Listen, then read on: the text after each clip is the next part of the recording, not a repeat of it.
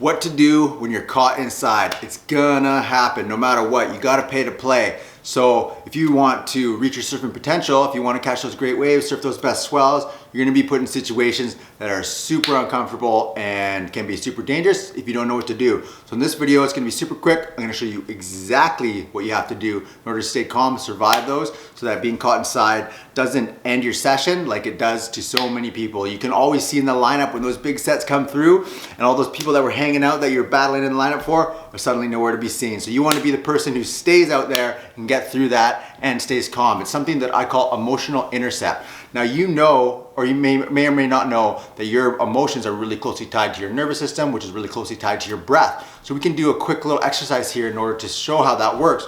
So take really shallow, fast breaths in through your mouth, really fast and rapid, but without expanding your diaphragm and keeping tension in your chest. Go like this.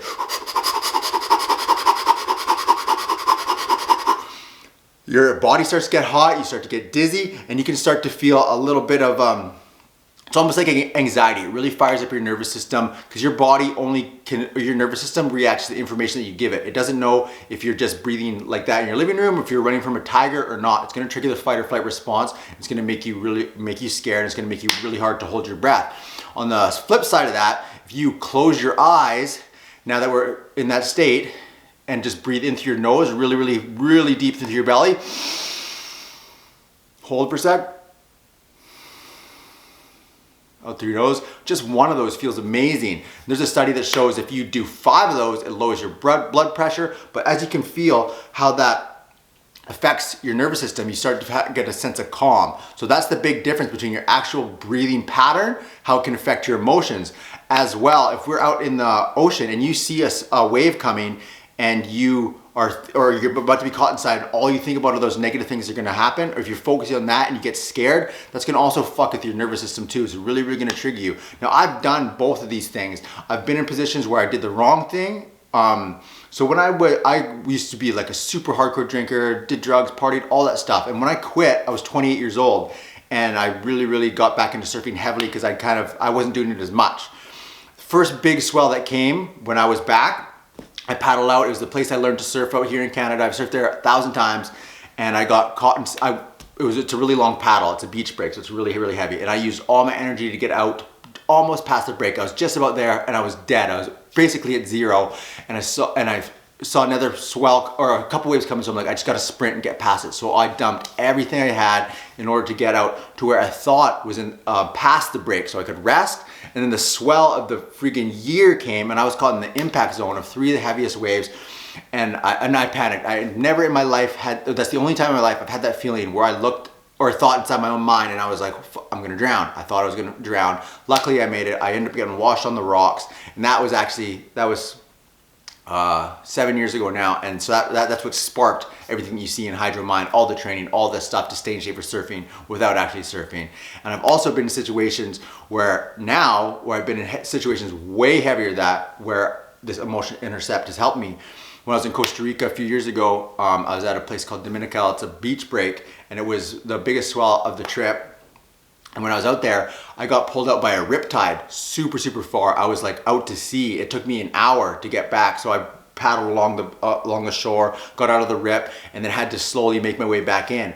As I made my way back in, the swell had risen so much that it was just completely closed out, unsurfable. There's no one out in the lineup anymore. So I had to go through the war zone. I just paddled through, and knowing I was gonna be caught inside heavily, I took probably 5 massive bombs on the head.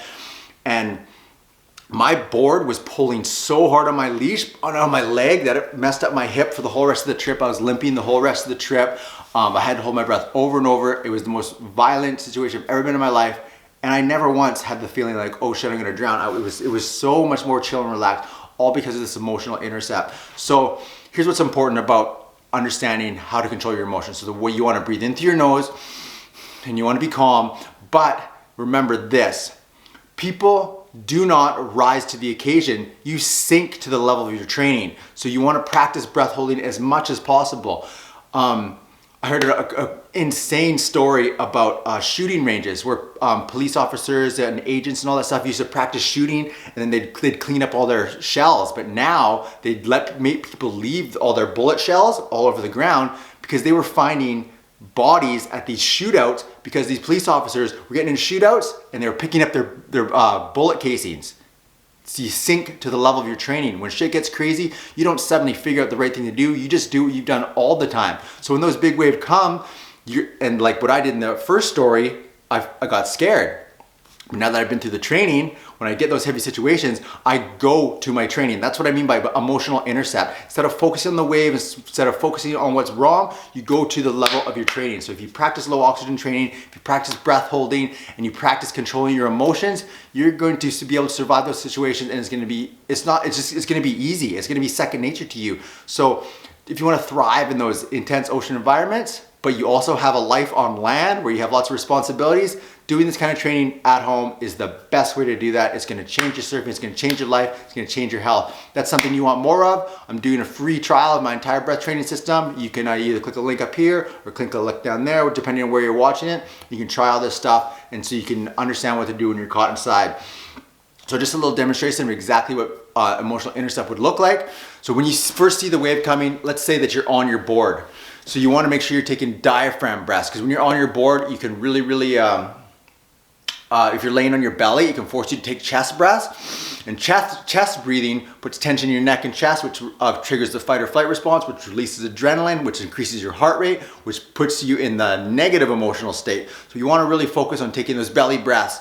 But if you're in the water, you want to put one hand on your board. You don't want to lean over your board because again, it puts tension in your chest, but you can't expand your lungs as much as you want to.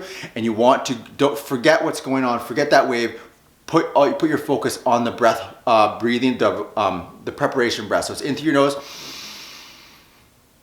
out through your mouth. When the wave comes, hold your breath. No tension in the neck, no tension in the face, and then you will. That'll go so far from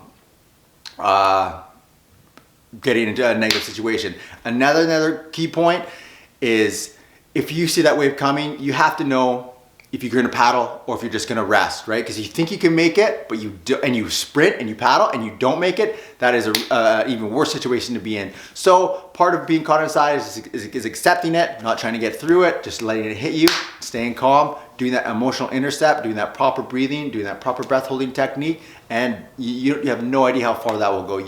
I get so many messages from surfers all the time that say that they've lost their fitness and they can't surf those swells anymore, or they're a more specific comment where they say, I almost drowned and I'm afraid to get back out there. So practicing this stuff at home will let you increase those levels of your actual capacities, your actual breath holding capacities, but it's gonna give you that confidence to know that you've put in the work and you can survive those situations by doing it at a safe environment at home. There's nothing bigger than that. There's nothing more of a game changer. So if you're one of those people that you're just not confident to be in those quality swells and you have a vision of where you wanna be as a surfer, but you're held back by responsibilities of life, this is for you. So thanks a lot for watching. My name is Kyle Russ. I really hope this stuff helps you. I really want you to reach your surfing potential, catch the best waves that you can, and also be an example and inspire those people around you. That's all that I want, so I hope this helped you. If you liked it, please leave a comment. Let me know exactly what you thought of it. Thanks a lot.